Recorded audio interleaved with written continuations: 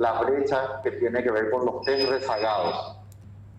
Todos los laboratorios cuentan en este momento con insumos en cada uno de los laboratorios del área central y metropolitana, así como del área descentralizada, y el suministro continuo va a estar asegurado a partir de la próxima semana. Tenemos en este momento 4 llamados en distintas etapas, algunas están en etapa de provisión de hisopos, otros están en firma de contrato, y otros también compras directas que se van a dar para la transición respecto a aquellos laboratorios que han sido adjudicados con los nuevos llamados.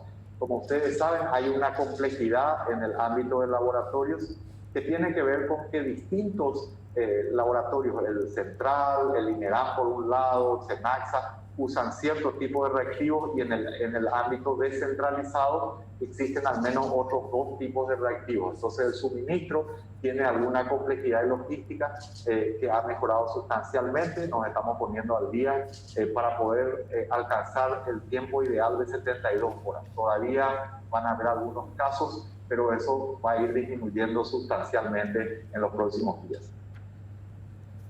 En lo que hace al INCAM, como saben, en esta semana hemos tenido dificultades allí con problemas en el acelerador que se encuentra en ese lugar. El acelerador ha tenido desperfectos que han sido diagnosticados el día miércoles a la noche. Con el diagnóstico ya tenemos ahora las piezas que deben ser cambiadas.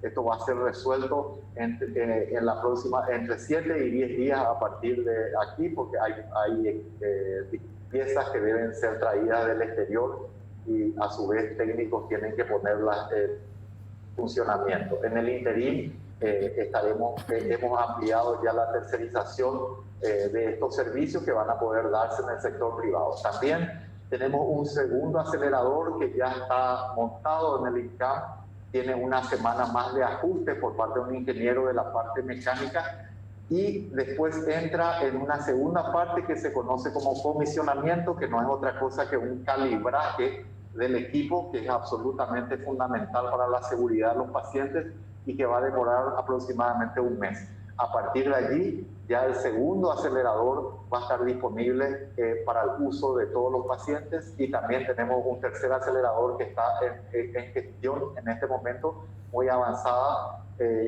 y estamos en el fase de construir un abordaje tanto para el búnker del segundo, y el búnker del tercero también está en fase de planificación.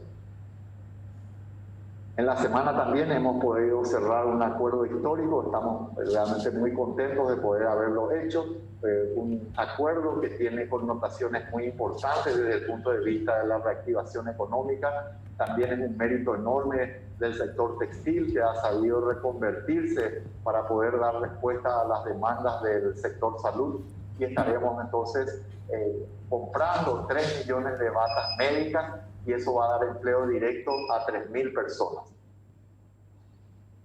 Ayer también, dando seguimiento a las reuniones que tuvimos el día viernes, hemos continuado con reuniones esta vez ya más concretas respecto al ámbito de insumos, de recursos humanos, de equipo de protección individual.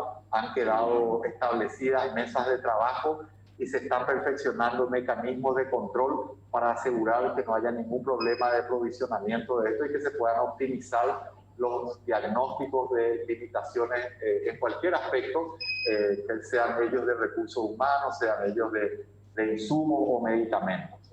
También vamos a tener una reunión en el día de la fecha, hoy, con la gente de terapia intensiva para abordar todo lo que tiene que ver con la operativa de la terapia intensiva. Recursos humanos, terapia, planificación de más camas de terapia intensiva. Como he mencionado antes, tenemos proyectadas otras 40 camas para dentro de los próximos 15 días. Además de eso, tenemos camas que van a ser terapizadas o que están ya terapizadas en el ámbito de urgencias, sala de reanimación, etc. Queríamos hacer referencia también que seguimos creciendo en el ámbito de las teleconsultas, consultas que son agendadas con los pacientes vía telefónica y que permiten hacer un seguimiento de aquellas enfermedades crónicas no transmisibles enfermedades que sufren mucho con la falta de seguimiento y que en el mediano y largo plazo pueden generar urgencias o complicaciones propias de ello. Entonces, resulta realmente muy importante poder hacer estas teleconsultas y proveer la medicación a través de gestiones. Esto lo tenemos en algunos hospitales del interior de la República, como Guairá, como Caacupé, como Villarrica y Caacupé, y además en el área metropolitana como El Limpio, El Incar, Villa Lisa, entre otros hospitales. Ya tenemos más de 6.500 consultas y abarca áreas diversas como diabetes, hipertensión, clínica médica, en algunos casos pediatría, otorrino, etc.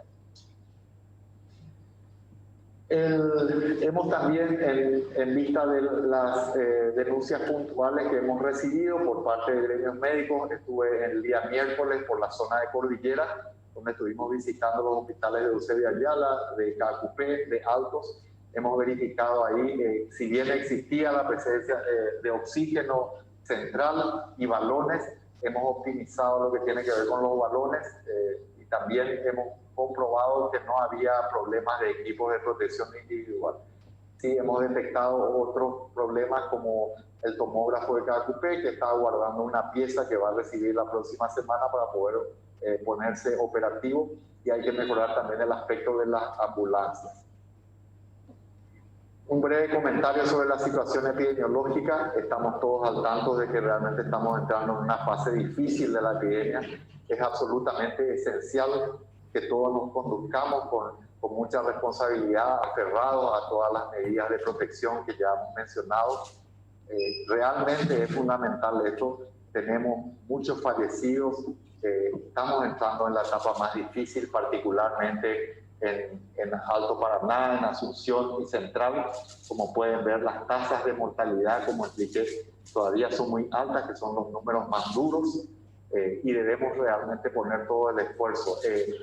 Es importante destacar también sobre todo a las personas jóvenes que pueden ser vehículos de la infección, pero además, aunque resulta poco frecuente, ya hemos tenido que lamentar personas jóvenes sin ninguna enfermedad concomitante que han fallecido.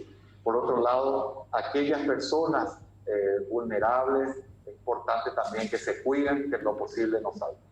Quien no necesite salir, que no salga. Quien tiene que salir, que lo haga responsablemente, que lo haga pensando que puede ser portador del virus y pensando que debe cuidarse y que tiene que cuidar a sus afectos.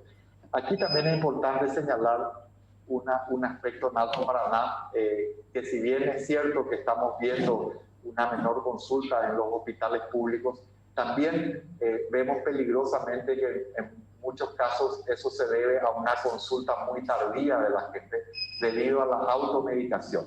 Desalentamos totalmente cualquier tipo de automedicación, sobre todo de aquellos medicamentos que no tienen ningún respaldo científico y que más allá de que haya alguna experiencia particular que pudiera ser efectiva, es muy importante en el ámbito de la medicina que todo lo que tiene que ver con medicamentos desde el punto de vista de la seguridad y la eficacia se base siempre en evidencia firme, cosa que no tenemos lamentablemente todavía en un amplio número de medicamentos.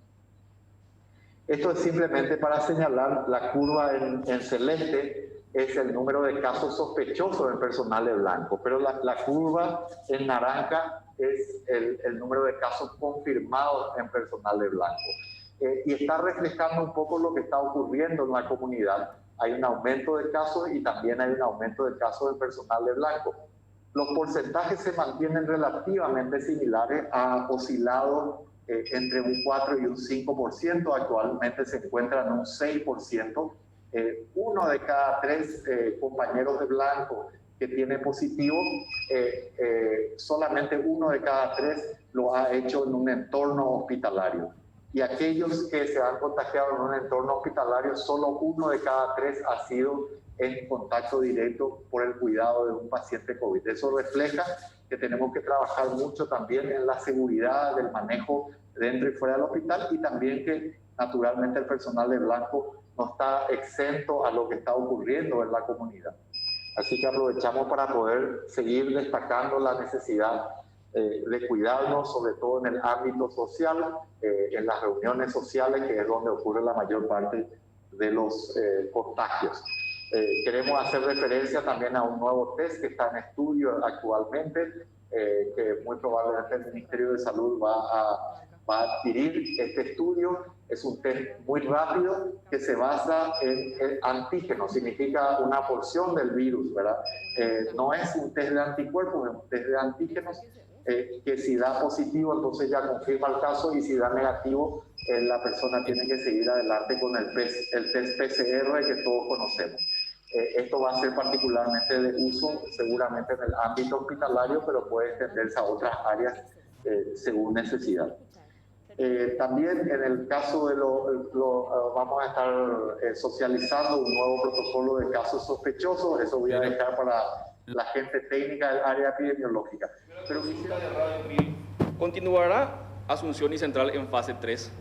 Bueno, actualmente el protocolo está previsto con la cuarentena social por otra semana más, y ahí vamos a evaluar al final de esa semana, ¿verdad? No obstante, los indicadores epidemiológicos realmente en este momento dan cuenta de un aumento de los casos en general. Así que es poco probable realmente que nosotros recomendemos un cambio en lo que tiene que ver con las fases, al menos a corto plazo, ¿verdad? Unicanal consulta: con la escasez de insumos y reactivos, ¿ya no se realizarán nuevos test al finalizar el aislamiento? ¿Cuál es el nuevo protocolo para dar como recuperado a un paciente COVID positivo? Sí, eso con el actual protocolo ya no se hacen más test para declarar a alguien recuperado. Y quiero nomás consignar para que la gente tenga una referencia, que ese protocolo que está implementado ahora en Paraguay es el que se lleva adelante hace varios meses en todos los países de la región, incluido Uruguay, que es uno de los de mejor perfil en este momento junto con Paraguay. Los números van subiendo, no solo en Asunción y Central. El mensaje de cuidarnos entre todos aparentemente no está llegando como deseamos. El domingo se viene el superclásico y primero que todo se tiene que buscar el modo COVID de vivir. Desde Salud, ¿qué esperan por parte de la ciudadanía y cómo piensan evitar las aglomeraciones? Bueno, lo que pasa es que estos mensajes hay que darlos continuamente, hay que perseverar, persistir, hay que hacerlo por repetición. La mayoría de los cambios de conducta toman a veces años, ¿verdad? No obstante, en nuestro país creo que han sido incorporados de manera bastante interesante. Hay una encuesta, por ejemplo, de UNICEF que nos muestra que más del 80% de la gente sabe qué síntomas da el COVID. El 90% de ese muestreo también reporta usar mascarillas, y bueno, y sabe también lo que es con el distanciamiento físico. No obstante, la fatiga, la relajación social, muchos de esos aspectos también juegan en contra. Así que nos queda otra que seguir insistiendo y naturalmente también las medidas coercitivas cuando sea necesario, ¿verdad? Y perdón, había un segundo componente de la pregunta. Sobre el tema de evitar las aglomeraciones. Sí, es absolutamente clave evitar las aglomeraciones, por eso también quiero hacer un llamado particular, reiterar en este fin de semana que tenemos el clásico de nuestro fútbol, realmente disfrutarlo en nuestro núcleo familiar, tener contacto con nuestros amigos a través de la tecnología. Ya habrá tiempo para poder hacerlo de otra manera. Por ahora tenemos que cuidarnos nosotros y cuidar el fútbol también. Consulta del 13. Una mujer, entre paréntesis, COVID positivo, dicen, tuvo que andar mucho para conseguir un lugar en INERAM. Según le dijeron, el problema se da porque no estaban habilitadas todas las camas anunciadas por Salud en el área COVID, ya que supuestamente no se hizo la instalación de los equipos. Incluso hablan de que solo 70 de las 200 camas están disponibles. ¿Es cierto? ¿Qué explicación hay? No, las camas están todas operativas. Lo que ocurre es que las camas tienen un sistema en los hospitales de triaje donde se establecen los respiratorios, son COVID, no son COVID. Además, el Ministerio le ofreció una cama en el Hospital Nacional de Itagua que fue declinada, ¿verdad? No obstante, la persona ya está hoy en el INERAM, ¿verdad? Así que muchas veces uno de los hospitales puede estar más holgado que el otro, y la disponibilidad de las camas en base a esa lógica también de poder discriminar un enfermo respiratorio que ya tiene el test o que no tiene el test, Cuando llegan a un hospital, entran en un área común y una vez que se define si es o no COVID positivo, entonces es vuelto a poner en otra área del hospital que ya tiene a los COVID confirmados. Entonces hay una lógica hospitalaria y también las camas están en todo el sistema de salud y se ofrecen según la disponibilidad y también de la practicidad, ¿verdad? Hace 15 días vienen anunciando mayor celeridad en los resultados de las muestras, sin embargo aún hay personas que están esperando 20 días estos resultados de testeo. Algunos fallecieron sin saber. Bueno, eso es lo que estaba señalando precisamente. Todavía puede haber algunos casos, no obstante, por ejemplo, el laboratorio central ya se puso al día desde el martes en lo que tiene que ver con el rezago de muestras. Otros laboratorios también van a hacer lo propio en los próximos días y esa situación va a ir mejorando. Ya, de hecho, está mejor, pero va a mejorar aún más para inicios de la semana que viene. Así que estamos avanzando y agradecemos muchísimo el esfuerzo que ha hecho el personal de los laboratorios de procesamiento de muestras. Llegamos al momento en que hay que elegir quién entra a terapia. La jefa de terapia admitió que en algunos hospitales ya se están dando esta situación. No, lo que la jefa de terapia dijo es que no quisiera llegar a eso como se ha dado en todos los países del mundo. Y lamentablemente es una situación que puede plantearse. No ha habido ningún país del mundo, por rico o desarrollado que sea, que haya podido con el COVID. Entonces, realmente tenemos que mitigar esto, hacer todo lo que esté en nuestras manos para que la menor cantidad de gente necesite un hospital y necesite terapia.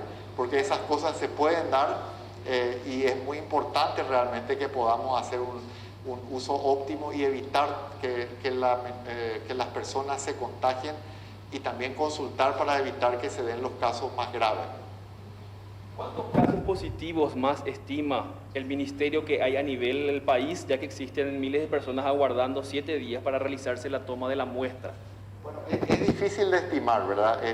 Aún en los países más desarrollados del mundo y los que han sufrido el embate más importante de la epidemia, se estiman porcentajes de a veces entre un 5 y un factor de 10, o sea, 5 a 10 veces más en muchos casos.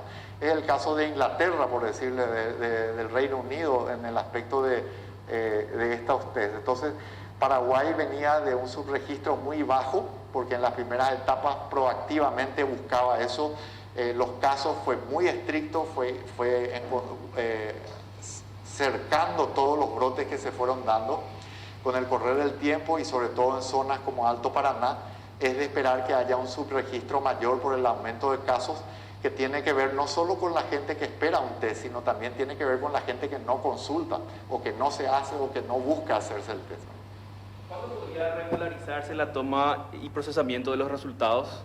Sí, nosotros creemos que vamos a estar sustancialmente mejor a partir de la semana que viene, ¿verdad? Teniendo en cuenta lo que ya he explicado, el laboratorio central ya está al día con sus muestras, las está procesando ahora en un plazo de 48 a 72 horas. A eso queremos sumar los demás laboratorios de la red respecto al rezago y entendemos que probablemente para mediados de la semana que viene deberíamos acercarnos a ese tiempo ideal de 72 horas más o menos. Asunción Post Noticias consulta cuándo podemos esperar la mayor instancia de parte de salud para que los buses se encuentren en óptimas condiciones para el traslado de personas. Sí, bueno, el rol del Ministerio de Salud es establecer el marco en el que se tienen que conducir determinadas actividades, entre ellas el transporte público. Es decir, ¿y cómo se hace eso? A través de la elaboración de un protocolo, ¿verdad? La fiscalización de ese protocolo no está a cargo del Ministerio de Salud Pública. ¿Cómo se establece el trabajo coordinado con el Ministerio del Interior para que se eviten las aglomeraciones? Y también de paso, ¿cómo se encuentra el ministro Euclides Acevedo? Sí, bueno, nosotros tenemos siempre un trabajo muy coordinado con el Ministerio del Interior.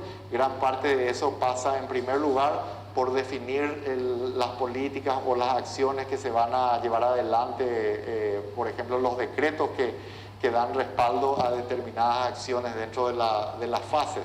Por un lado, entonces, hay una conversación en ese sentido. También se clarifican cuáles son los objetivos de salud y después también los ámbitos más riesgosos para que la fuerza policial pueda intervenir en esos lugares en particular que son de mayor riesgo. La salud del ministro Acevedo se encuentra muy bien realmente, él está estable, el último reporte que teníamos hasta ayer incluso ya estaba sin oxígeno, lo cual es realmente muy auspicioso y le deseamos una pronta recuperación. Dado los casos de contagios en el círculo de trabajo del presidente, ¿este no debería ir a cuarentena preventiva? Agradezco mucho la pregunta. Entonces vamos a sumar a eso que expliqué de las 48 horas, qué significa un contacto. ¿Quién es un contacto hoy? ¿Verdad? Un contacto es una persona que está a menos de 2 metros de otra, ¿verdad? Sin mascarilla por al menos 15 minutos. Ese es un contacto estrecho. Entonces, las personas que no tienen contacto, si alguno en esta habitación tiene un caso positivo, si yo doy positivo y nuestra traductora aquí estuvo aquí a mi lado, ella no necesita hacerse ningún test ni guardar aislamiento. ¿Por qué? Porque ha guardado las medidas de protección, ¿verdad? Si alguien en mi núcleo familiar da positivo, entonces sí, yo me convierto automáticamente en un contacto estrecho y debo guardar aislamiento porque en nuestro núcleo familiar no guardamos esas medidas de protección. ¿Sí puede repetir, ministro, la solución que se le va a dar al equipo de radioterapia descompuesto en el INCAN y si es en realidad que existe el único en el país? Sí, con mucho gusto. Sí, efectivamente es el único en el país. Hasta hace poco, ¿verdad? Era el único país. El otro todavía no está operativo. ¿Pero qué se va a dar? Bueno, en primer lugar, el servicio tercerizado se va a dar en el sector privado. La reparación de este acelerador que tenemos actualmente va a tomar aproximadamente 10 días, que es lo que toma la llegada del repuesto que se requiere del exterior y su puesta en funcionamiento. Aparte de eso, tenemos un segundo acelerador que se ha comprado en esta administración y un tercero que está en gestión.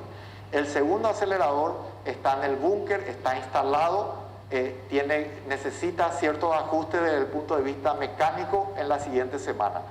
A partir de ahí hay un mes de un proceso que se llama comisionamiento, que es un calibraje y ajuste técnico del equipo para que esté operativo de aquí a mes y medio aproximadamente, y a partir de ahí tendremos 2 aceleradores en el INCAM. Y como dije, hay un tercero en gestión que esperemos que también llegue lo más rápido posible. Noticias Paraguay. Cuando un sospechoso de padecer COVID llama al 154, están dando turnos para dentro de una semana para la toma de la muestra. ¿Qué pasa mientras con el paciente? ¿Qué debe esperar mientras tanto? Sí, en primer lugar pedimos disculpas porque es absolutamente cierto. Lo que tiene que hacer es guardar aislamiento si es que tiene algunos síntomas de sospecha, ¿verdad? Lo que hemos hecho en los últimos días es contratar más gente, más de 30 personas han sido contratadas en el 154 y estamos finalizando un acuerdo con Copaco para también contratar más gente en un call center. Hay que recordar que nuestro promedio de 500 a 700 llamadas hoy está por encima de 2.500 llamadas. Entonces realmente ha generado una demanda y una exigencia que estamos respondiendo. Hemos recortado el tiempo de espera, pero aún es insuficiente, así que vamos a seguir haciendo más ajustes y vamos a cerrar, como dije, este convenio con Copaco para poder salir adelante con esto. C9N, teniendo en cuenta ocupación de camas, que la ocupación de camas llega al límite, ¿cuáles son las tratativas que se tiene con el sector privado para paliar la escasez de camas en el sector público? El Ministerio de Salud Pública lleva ya varias semanas conversando con el sector privado, es inminente un acuerdo, hemos ido ajustando las modalidades en las cuales se daría ese relacionamiento y estaremos seguramente ya finiquitando eso para tener camas también en el sector privado, ¿verdad? Ahora, las camas en el sector privado también son limitadas, o sea que nosotros tenemos que enfocarnos como una posibilidad más, pero no perdamos el lugar exacto de donde tienen que estar nuestros esfuerzos, que es en la comunidad, en la lucha fuera de los hospitales para no llegar ahí, ¿verdad? Las camas de todo el sistema de salud del Paraguay y sobre todo la limitación que parte de los operadores de esas camas tiene un número limitado, ¿verdad? Así que tenemos que tenemos que hacer el esfuerzo realmente de que no lleguen. No obstante, el Ministerio de Salud Pública, y quiero hacer esa aclaración, hablamos nosotros de ámbitos naturales, de unidades de terapia intensiva. Aparte de eso, el Ministerio de Salud Pública está usando varios respiradores para estabilizar pacientes en áreas de urgencia, en áreas de salas de reanimación, terapia intermedia, etc. El intendente de Ciudad del Este iba a solicitar camas a Foz de Iguazú. ¿Está al tanto de eso el Ministerio de Salud Pública? Francamente no estoy al tanto de eso, no. Infosalud y Elecciones Paraguay. Los números de casos comunitarios de Ciudad del Este se redujeron.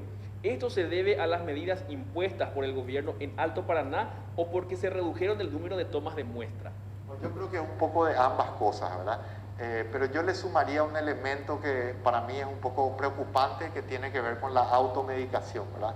Entonces, ciertamente hay que mejorar lo que tiene que ver con la toma de muestras. Claramente hay una disminución en el sector público, pero no quiero adelantarme a decir que eso es una mejoría ya del caso, porque me preocupa que siguen viniendo pacientes también con la automedicación, ¿verdad? Porque esos son los riesgos de la automedicación, le da una falsa sensación de seguridad a la gente, entonces no acude a tiempo a los centros hospitalarios, ¿verdad? Esperemos que sea expresión de una desaceleración de los casos en Alto Paraná. Podemos decir también como un dato significativo que Ciudad del Este está muy enfocado en el número de casos, sitios como Hernandarias tienen una clara disminución también de consulta. Red Chaqueña Comunicaciones, atendiendo a los casos que van creciendo en Alto Paraguay y no cuentan con atención para síntomas graves, como en muchos lugares del Chaco, ¿qué hará el Ministerio de Salud al respecto? Y probablemente vamos a estar avanzando en lo que tiene que ver con la tercerización de servicios también.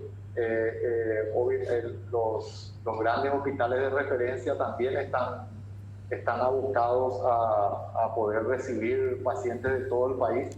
Y si bien todavía falta un poco de tiempo, el Hospital Regional de Villa Ayes también está apuntando a la construcción de su terapia intensiva. Todas este aumento de terapia intensiva que estamos proyectando se hacen sobre la base de un escenario no ideal, hay que reconocerlo, porque la planificación de recursos humanos, de insumos, de medicamentos y demás, se ve impulsada por esta situación extraordinaria, ¿verdad? Normalmente uno quiere tener un progreso gradual que nos permita un respaldo asegurado y financiado. No obstante, esta es una situación extraordinaria y estamos acelerando todos los lugares donde hay condiciones de establecer camas que tengan respiradores, que puedan estabilizar pacientes o que puedan sostenerlos en cuanto esperan por una cama de terapia intensiva con equipos de terapia intensiva, digamos, habituales. ¿Hay algún plan para implementar ante la falta de ambulancias para traslados desde el Chaco a Asunción? Sí, bueno, se trabaja sobre la base de un sistema de postas. También tenemos proyectadas las compras de ambulancias. De hecho, ya están en fase de evaluación, eso por distintas vías de financiación. Estamos proyectando al menos unas 40 a 60 ambulancias. Universo 970 y GEM, el médico paraguayo Ulises Arrua, residente en Brasil, lamentó que Paraguay esté cometiendo los mismos errores que Europa en cuanto a la atención primaria de los enfermos de COVID. ¿Seguirán recomendando a los que se presentan los primeros síntomas que se queden en su casa? Bueno, ese es el tema. No, en primer lugar, no. Justamente acabo de decir lo contrario. Yo lo que creo, acá hay dos vertientes y aprovecho esa pregunta del colega. Y que es lo siguiente. Por un lado, cuando uno tiene síntomas graves, como ser, por ejemplo, la falta de aire, la fiebre persistente, entonces es importante que consulte, ¿verdad? Porque y sobre todo si tiene factores de riesgo. Definitivamente esta es una etapa distinta y queremos que la gente consulte en este momento si tiene esos síntomas graves, ¿verdad? Y sobre todo si tiene factores de riesgo. Eso es uno. Dos, cualquier tipo de tratamiento que no tenga suficiente evidencia científica puede generar un riesgo en sí mismo o puede generar un riesgo en el sentido de generar una falsa sensación de seguridad. hay un método científico en todo el mundo, un método científico. Ese método científico con rigor establece que los reportes o la percepción de que algo puede ser positivo tiene que pasar por ese tipo de ensayos para poder definir si un medicamento es o no positivo.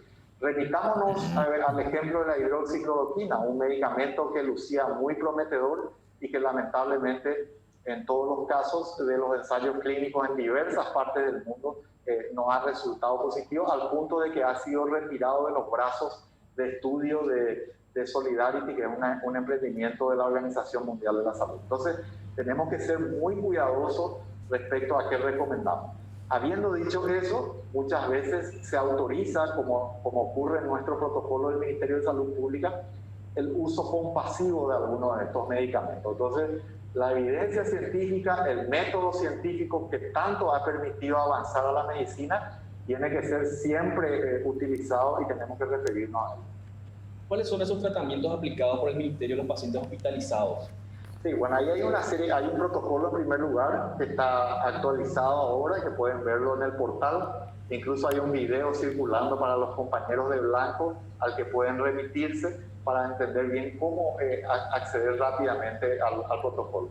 Incluye muchas drogas, ¿verdad? No quiero entrar en el detalle, pero también establece distintas etapas, distintos síntomas, porque la enfermedad tiene distintas presentaciones y distintas etapas.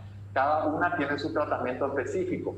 Habla de algunas drogas básicas, como por ejemplo los corticoides, el uso de antibióticos, no por el virus en sí, sino por las potenciales infecciones, digamos, o sobreinfecciones. Tenemos otras drogas que tienen cierta evidencia en el exterior, antivirales, por ejemplo. Entonces, hay una serie de drogas que también estamos hablando, por ejemplo, del tratamiento con plasma.